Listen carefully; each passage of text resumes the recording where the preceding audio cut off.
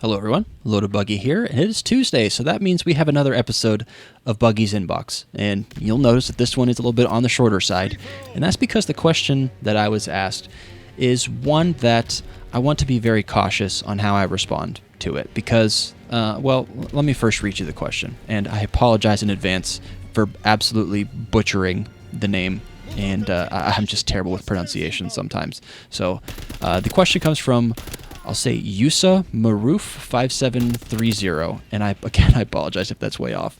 But their question was this: how can I be consistent in a third world country full of corruption that steals my life day by day and makes me lose my ability to achieve any of my goals? And I can't get out, by the way. Thank you for your advice and stay positive. So here's what I will say first of all, is I am from the United States of America. I was born here. I was very privileged to be raised and born in this country, so I don't have direct experience living in a third world country, so I'm not going to give advice on how to navigate that because I am severely underqualified, and I don't want to sit on a high horse like I know best just because I have a small platform. So I'm not going to sit here and give you advice on how to navigate a tough situation like this. But what I will do is offer you some words of encouragement and an example of how it can be done. Now, again, I don't know how to navigate this, and truthfully, I wish I had an out for you. I wish I had an easy solution, but I simply don't. But the first thing that I thought of whenever I read your question was the great boxer Manny Pacquiao. Now, Manny Pacquiao he's one of the greatest boxers of all time. He's one of the greatest in his sports. He's one of the most decorated in his sport. For instance, if you just Google his name and Google his life story, a brief summary of what he accomplished in boxing will tell you that he won more boxing titles in more weight classes than any other boxer in history, which is absolute absurdity. And this man, he came from poverty, and he climbed his way, tooth and nail, cat-scratched his way to the absolute top of his sport. And not only his sport, he also eventually became a senator in the Philippines as well. And he is a perfect representation and example that there is a way out. It's just a matter of navigating and finding whatever that route is. I know it can be done because he is a prime example that it can be done. It's not easy. It's not easy to navigate. It's not easy to be in a situation like that in a third world country that is corrupt. But one thing I know about corruption is it eventually comes to an end. We look at the prime evil Germany with the Hitler man, and it tells you that eventually the kingdom will crumble. If it is corrupt, it will crumble. The same thing happened to ancient Rome, and it eventually will come back to bite them one way or another. It will, and citizens will find a way to thrive, or they will find a way to move forward because it always happens that way. History tells us it does. History always repeats itself. It may not be in our lifetime, or it may be in our lifetime, but it will happen eventually for you, for your children, for your grandchildren. But the one thing that I know is there is a way out because there are people that have accomplished it. Sometimes it seems like it's an impossible task to climb to the top of that mountain, but if you keep scratching, if you keep punching like Manny Pacquiao did, if you fight tooth and nail, I know that you can succeed in whatever you are trying to do. So thank you for this question. On to the next question. And this next question comes from Vinny Meatballs. This is a question that I've been meaning to answer for quite some time, so my apologies to Vinny for the delay on the response to this question. But it is an important question, I think, and he asks, what's your opinion on the average of the 5 people you spend the most time around, and on losing those friends as you get older because you want to better yourself? And this is something that I personally have experience with.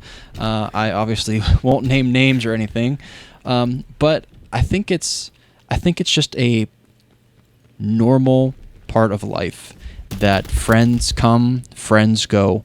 Whenever you're a child, you have friends with a childlike mind, Whenever you become a teenager, you have friends that if they haven't moved on from their childish ways into their teenage years, you tend to move on from those friends whenever you were a kid after you become a teenager. You're more inclined, you're more interested on spending time with people that think a bit more like you. And that just is kind of how life happens to unfold. Sometimes you get lucky and you have friends that are there and stick around for your entire life. I know I have a couple. One of my best friends from the second grade is still like one of my closest friends to this day. But there are many people that I have known from the second grade that I've moved on from because I, quote-unquote, outgrew them. And that's not to say that they are in a worse place in life or I'm in a better place in life than they are or I'm better than they are. No, that's not what that means at all. What that does mean is that just as I've gotten older, our personalities just don't tend to mesh as well. Or we have a different idea how we want our life to go or the direction we want our life to go. And I think that's just a perfectly normal part of life, that even if it's someone who has been extremely close to you, that it's okay to loosen your grip, let go of them a bit, because you don't have to hold on to the same friends forever. You don't have to drop them entirely, but maybe it is important or worth your time to potentially reevaluate your relationship with those people. If you think they're holding you back from bettering yourself in any way, whether that's your mental health, your career, whatever it may be, if you think they're holding you back, then absolutely reevaluate your relationship with those persons, because that is not necessarily a healthy relationship. That's not conducive to your life. It's not helping you. It's not helping them by keeping them around. Like I said, maybe it's worth loosening your grip, because I know I've done that, where I've had friends where I just didn't want to let go of them. I just wanted to keep them as close to me as I possibly could for as long as I could, and that wasn't good for me. It wasn't good for them, because it didn't allow them to spread their wings or find other connections or friendships that maybe more what they need at that stage in their life, and maybe they were holding me back from moving in one direction or another direction or whatever it may be. I know I'm kind of harping on the same point here, but I think it's just important to remind yourself that just because your friendships evolve or devolve or dissipate or fade out slowly, whatever it is, just because that happens does not mean that you failed in that friendship, does not mean you failed in that relationship, does not mean that it was a waste of your time. I mean, certainly there are times where friendships are a waste of your time. If they're dragging you down to the pits of hell, then absolutely not worth your time. But there are some that were great for a moment in your life, or they were great for an entire period of your life, and it was worth having them around and worth being friends with them at that time. Because friendships aren't just all about you. I think it's important to remind yourself too that friendships are for both parties involved. It's not a one-way street.